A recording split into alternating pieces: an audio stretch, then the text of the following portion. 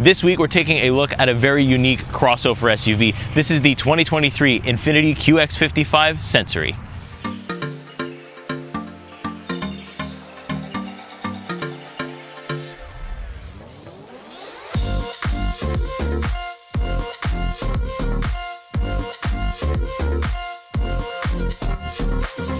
So this being the Sensory trim, it is the best QX55 that money can buy. Some key features include Pro Pilot Assist, heads-up display, motion-activated liftgate, heated rear seats, enhanced interior ambient lighting, and a nice little Bose sound system as well.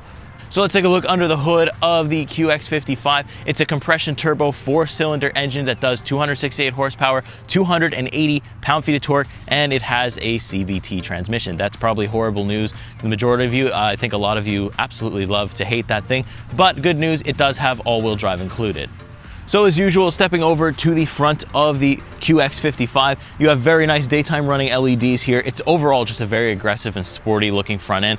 Puts the sport in SUV, obviously. I like these main headlights, how they're kind of range from small squares to big squares. It's really, really cool to look at it from actually where the camera is standing right now. You have some nice usable vents down here and some good fog lights too. A little bit of gloss chrome, or a little bit of matte black actually, and a little bit of chrome here on the front. This Infiniti logo looks like, when you're looking at it from there, it looks like it's kind of popping out, but it's actually just completely flat. But I do like the chrome, I like the aggressiveness of it, I like the fog lights. There's just a lot of cool little design features where the hood kind of looks like a wave.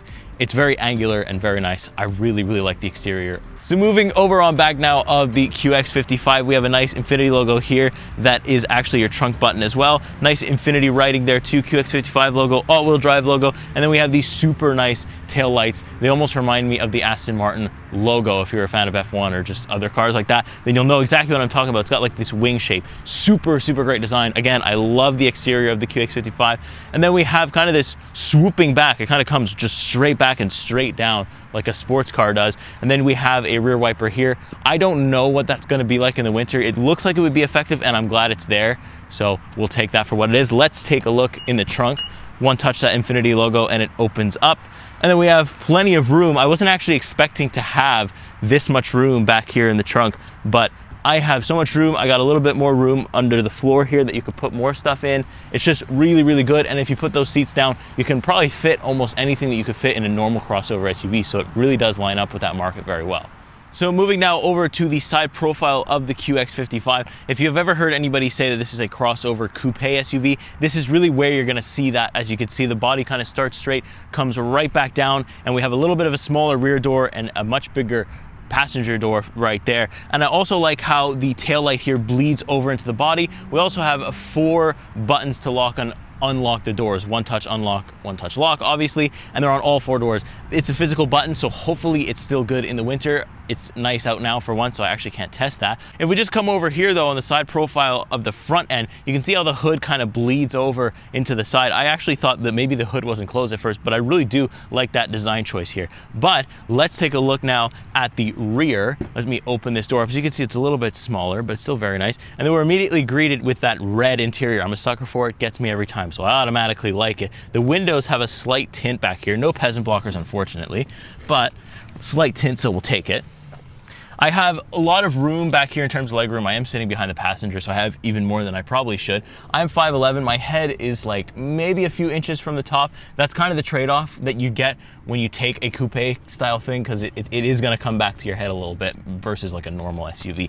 But overall, I'm comfortable. The seats are a little bit more firmer than you might be expecting, so keep that in mind. So you can see how much room I'd have for me. This is exactly how I sit when I drive, and I still have quite a bit of room. I'm still comfortable. We also have, of course, this little thing that's gonna fold right down, a little bit of storage here, cup holders, very nice. We have some vents here with your climate control for the passengers. You can control your own climate back here, it's great. And then we have heated seats. There's no ventilated seats, but I honestly wasn't expecting it. You could hope for it, but really I wasn't expecting it. And then, of course, it comes with your normal USB-C and USB normal with some storage pockets in the front door. And we also have these very nice looking Bose speakers. I can't call this a boring interior. I do wish though that they had a panoramic sunroof. I think it definitely is in that budget where they could have afforded it, and instead you're just stuck with this little normal one. But it could have come back here and it would have made things look way nicer. So now, hopping into the driver's seat of the interior the QX55. It's very nice. You're immediately greeted with these red seats, this red leather stitching. I love it. It's gonna get me every time. I'm a sucker for a red interior, so that is a pass in my book. Over on the steering wheel here, it is very nice. It's actually one of the nicer steering wheels that I felt. I like the way it's wrapped. I do like that Infiniti logo. I know a lot of people have called for Infiniti to redesign their logo. I think they need to redesign other things. The logo is their last thing, their last priority, honestly. But it's very nice. I do like the wrapping. I like the size of it, like the feel of it. We'll talk about how it drives, obviously, when we get into the driving. Over on my left-hand side, I have some assist, on or off, parking assist, heads-up display, can turn that on or off, and then I have some basic lighting controls. Very basic, very simple. 2 memory seats, power adjustable seats for the driver, and it also does that nice convenience thing where you turn the car off, the seat will back up all the way so that it's easier to get out, and then in, it'll push you forwards. I do really like that feature. Looking over to the gauge cluster here for the driver, it is like a little bit of mix and digital, and this is where kind of maybe the little issues with the Infiniti infotainment systems are going to come from, is where it does look a little bit dated. It does look a little bit like 2012-ish kind of thing. You know, it's one of those things where they did mix analog and digital, but I feel like in this price point, they could have just went all digital. The technology's there for it now. I just feel like they could have done it, and they could have made it very nice.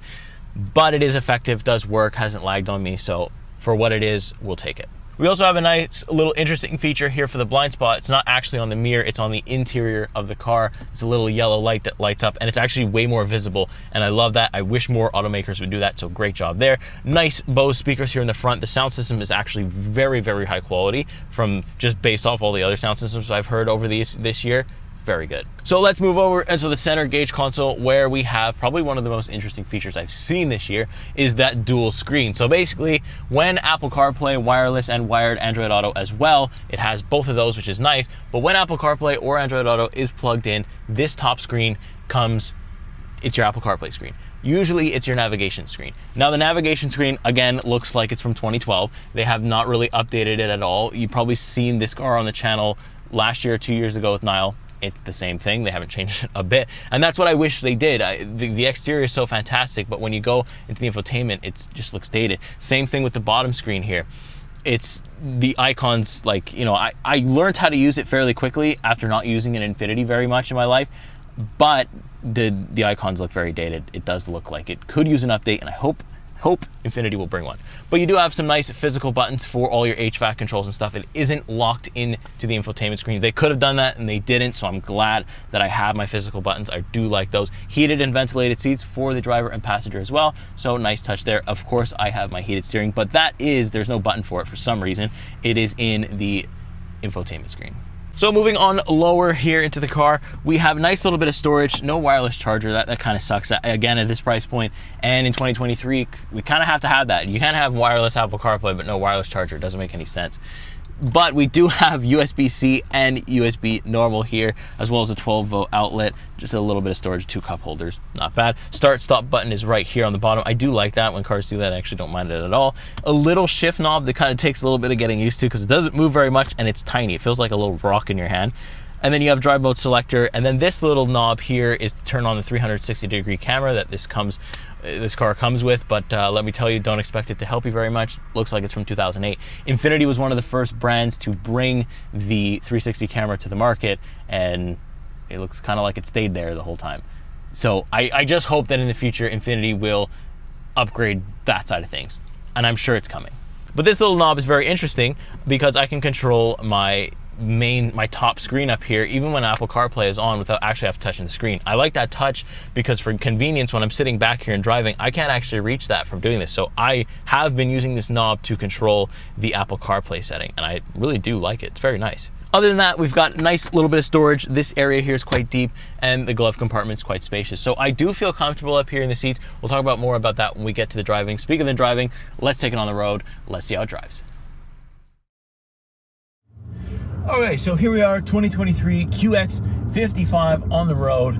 Overall this week, it's been quite comfortable. Like, I'm pretty much used to most of the cars I drive being pretty comfortable. And I mean, Infiniti has done a good job there. Like I said though, the seats are a little bit more on the firmer side, but that could be good for longer road trips. I haven't found myself in as much traffic as usual this week, so that's a good thing for me. Maybe not so great for testing, but I think I could do a road trip in these seats no problem. I like the way it hugs you. I like the adjustments that I'm able to do on them, and you know, it's exactly what you'd expect for a car in this price point. And of course, I like the fact that they're power adjusted. Now let's talk about just drive modes. So we have a couple drive modes. I got obviously Eco, I have Sport, I have Standard, which is usually what I drive in, and then I have the personal mode, which can adjust, you know, different things. It's kind of customizable in that way. So, but I will pop it into Sport mode here, give myself some space, and we'll do a quick little rip in it. So here we go. Let's full throttle this Infiniti QX55. Let's go. Whee! It's definitely got some get up, and I don't know if that's pumped in audio or exhaust. It feels like a lot of pumped in audio, and honestly, I don't hate it. You know, let me switch back to just standard because I don't need to be all that mess. This variable compression engine thing is an interesting topic and one I really want to talk about. So basically, it kind of changes the way that the car behaves, and it's an attempt to maybe save you a little bit of money at the pump, but does it really? I don't know. I'm getting to a 10.2 liters per 100 kilometers right now, and I've been mostly city driving this week. So I mean, that kind of makes sense. When I was and am on the highway, it is better, but still, you know, it's still in the tens. So I mean, if you were expecting it to really save you that much money, I just don't think that's going to be the case for this one. And I know Niall mentioned this, you know, last year or the 2 years ago that he drove the QX55, where if you put it in eco mode because you're in traffic and you don't want to use all this fuel, the compression changes. The compression engine obviously changes the way the car behaves. And then if you get a bunch of space in front of you where you'd like to go a little bit faster, it's like the power isn't there. There's so much of a delay that it's like it's almost not worth using eco mode in traffic anymore because of that fact, because like you're just gonna get cut off like about 4 times, because we drive in Quebec, right? So if you leave too much of a space, especially in traffic in Quebec, you are getting cut off. And so this car kind of let, you know, there's too much space. But in standard mode, it's completely fine. I don't have that issue at all. You know, it's got the get up and it's good. And of course, in sport mode, it is very fun.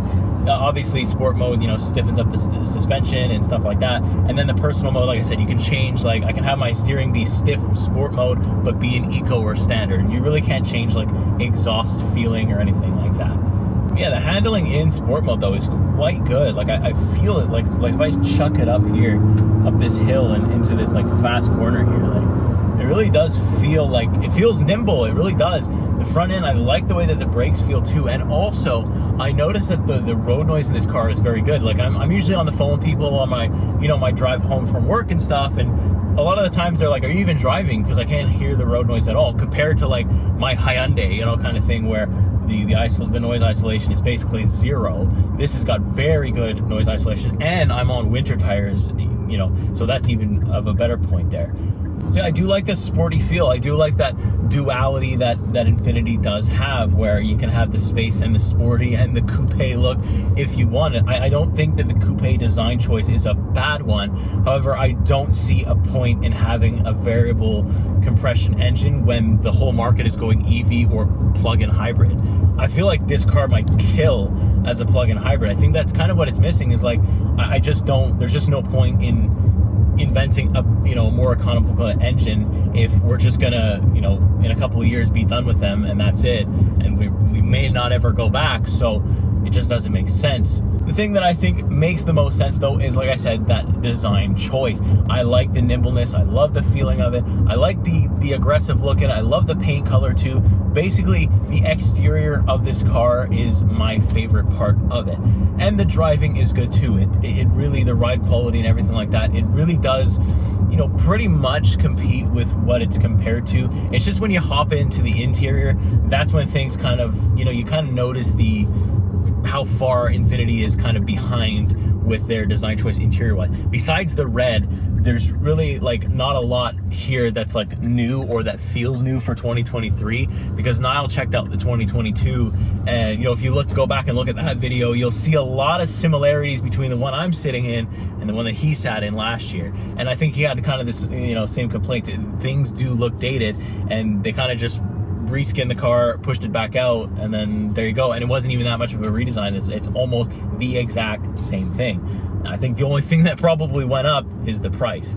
But let's get in now to some final thoughts for the QX55. Overall, if you are a big Infiniti fan, because I feel like that's maybe who's gonna buy this car, people who have been with Infinitis for a long time, then you'll still enjoy it, because they really haven't changed much. I mean, that's the reality of this story.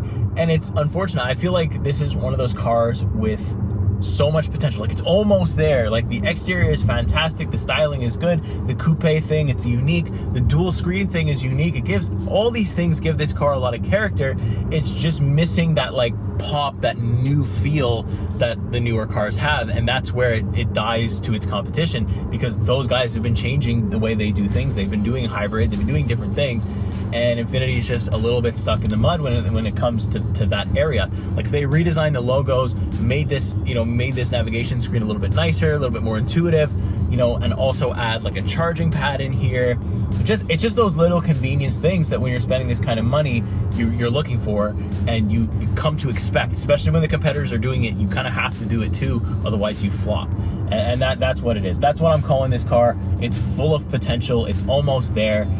Throw in a hybrid engine and some nice redesign for the icons and software, and we have ourselves a very good car. And that's what it is. So right now, it's all right if you really want one, but there is definitely better options on the market for that 66, 65,000 price point. So I think I'm gonna go ahead and leave it there. Let me know if what I've said helped you at all in your decision making of the Infiniti QX55. Let me know if you're even interested at all in the QX55. I know there's, you know, not as much interest as maybe there was in the past, so I'm really curious to see what people think about this one. Do you like the exterior like me, or do you actually prefer the interior and you're completely fine with it? I want to know everything, because of course it's just my opinion, and I want to know yours, because that's all part of it. So you have to subscribe as well if you've made it this far. You can find me on Instagram, Technically Cars, YouTube, Technically Cars. I'll do little POV shots for you guys if you want to see what it's like to be in the driver's seat. But other than that, I'll go ahead and get out of here. Take care, have a good one. We'll see you in the next review. Peace.